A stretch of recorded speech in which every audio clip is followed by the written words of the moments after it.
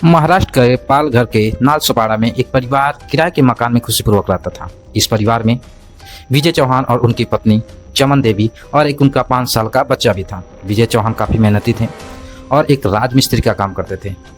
एक दिन विजय चौहान की जो पत्नी होती हैं वो अपने जेठ यानी कि अखिलेश चौहान को फ़ोन करती हैं और कहती हैं कि उनके घर के नीचे से जो पानी की टंकी की पाइपलाइन होती है वो गुजरी है और उसी की वजह से जो फर्श है नम रहता है, अतः आप आइए और उसको थोड़ा टाइल्स वगैरह लगा दीजिए जिससे नमी ना हो। कुछ समय बाद अखिलेश चौहान आ जाते हैं घर पर, क्योंकि उनका मकान जो है उनके मकान से कुछ किलोमीटर की दूरी पर था। लेकिन आते ही वह अपने भाई विजय चौहान के बारे में पूछते हैं। तब चमन देवी कहती हैं कि वह कुल्ला काम के लिए गए हैं। यह बात सुनते ही उसके बाद वह देखते हैं फर्श को, और फर्श को देख करके मार्केट से जा करके कुछ टाइल्स ला करके वहाँ पर टाइल्स लगा देते हैं और फिर वह अपने घर चले जाते हैं। विजय का भाई अखिलेश एक नया मकान लिया रहता है जिससे उसको कुछ पैसों की ज़रूरत होती है, अतः वह विजय को फ़ोन लगाता है, लेकिन फ़ोन उसका स्विच ऑफ आता है। अतः विजय की पत्नी के पास पुनः वह फ़ोन करता है, लेकिन इस बार विजय की पत्नी का भी फ़ोन स्विच ऑफ आता है। उसको कुछ गड़बड़ लगता है, अतः कुछ ही देर में वो भाग करके विजय के घर पर आता है। विजय के घर पर आकर के जब वह देखता है तो सामने से घर में ताला लगा हुआ पाता है।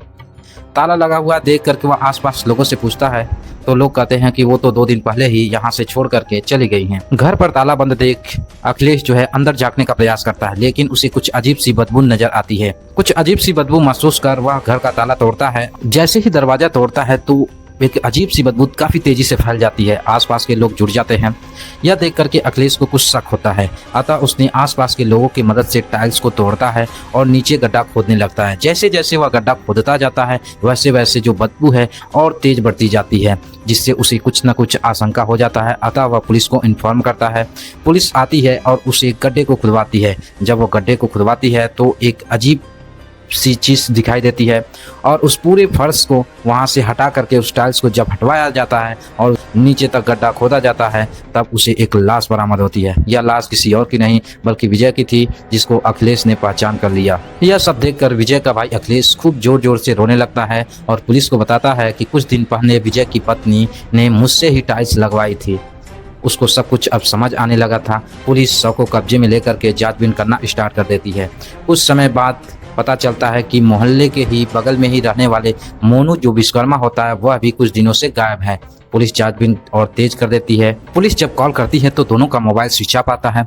तब पुलिस दोनों का कॉल डिटेल्स निकालती है। कॉल डिटेल्स से पता चलता है कि दोनों के बीच लगभग 1.5 साल से बातचीत होती थी। अब पुलिस हत्या के दिन का लोकेशन निकालती है तो पता चलता है कि तीनों लोगों का मोबाइल का लोकेशन विजय चौहान के घर पर ही थी।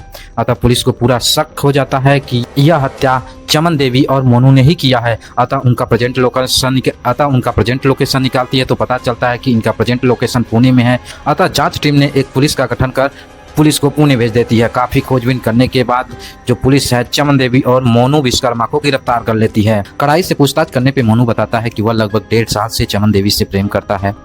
एक दिन वह हत्या से कुछ दिन पहले वह चमन देवी के साथ पकड़ा गया था, जिससे विजय और मोनू के बीच काफ़ी झगड़ा हुआ था। विजय ने मोनू को काफ़ी पीटा था। मोनू बताता है कि वह विजय से इस मारपीट का बदला लेना चाहता था। अतः एक दिन वह मौका देख करके वह उसके घर पे पहुंच जाता है तथा उसका गला दबा करके हत्या कर देता है। मोनू यह भी बताता है कि चमन देवी का इसमें कोई दोष नहीं है, वह हत्या खुद किया है और खुद ले जा करके वहाँ पर उसको दफनाया है। जब चमन देवी से पूछा जाता है तो चमन देवी बताती हैं कि इस हत्या में मोनू का कोई दोष नहीं है, क्योंकि इस हत्या को वह खुद की हैं। वह बताती हैं कि नींद की गोलियां अपने पति को देने के बाद फिर उनका गला दबा देती हैं, जिससे उनकी मृत्यु हो जाती है और फिर बाद में उसी घर में दफना देती हैं। इस प्रकार देखा जाए तो दोनों एक दूसरे को बचाते हुए नजर आते हैं, लेकिन फिर भी पुलिस को शक है कि इस हत्या में दोनों लोगों का हाथ है, क्योंकि दोनों का लोकेशन सेम टू सेम वहीं पर दिखा रहा था। पोस्टमार्टम रिपोर्ट और जांचबीन में पता चलता है कि मोनू विश्वकर्मा और चमन देवी लगभग 1.5 साल से रिलेशनशिप में थे।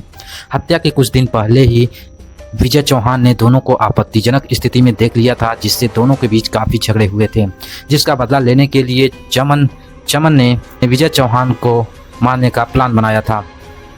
प्लान के अकॉर्डिंग जिस दिन हत्या हुई थी उस दिन चमन देवी ने विजय चौहान को शराब पिलाई और उन्हें नींद की गोलियां दी। उनका गला दबा करके उनकी हत्या कर दी। दोनों ने मिलकर के लाश को कहीं और ठिकाना न लगा पाने की स्थिति में वहीं पर गड्ढा खन करके फिर उसको वहीं पर दफना दिया और दोनों कुछ दिन बाद वहां से फरार हो गए। इस प्रकार चमन देवी ने अपने पति के प्रेम, विश्वास को धोखा दे करके उन्हें मौत के घाट उतार दिया तथा एक बच्चे को उनकी ममता से दूर कर दिया। इस प्रकार की घटनाएं समाज में दिन प्रतिदिन बढ़ रही हैं। इसीलिए हमें शिक्षित, जानकार और संस्कारवान होना बहुत ज़रूरी है। चरित्र का निर्माण बहुत ज़रूरी है। आज के समय में इस प्रकार की घटनाओं से सीख हमें यह देती हैं कि किसी भी व्यक्ति की बातों में ना आकर के हमें अपने परिवार का पूरा ध्यान रखना चाहिए तथा इस प्रकार की घटनाओं से सतर्क रहना चाहिए। चलिए फिर मिलते हैं अगले एपिसोड में ऐसे ही एक रोचक घटना को सुनाते हुए। तब तक के लिए धन्यवाद।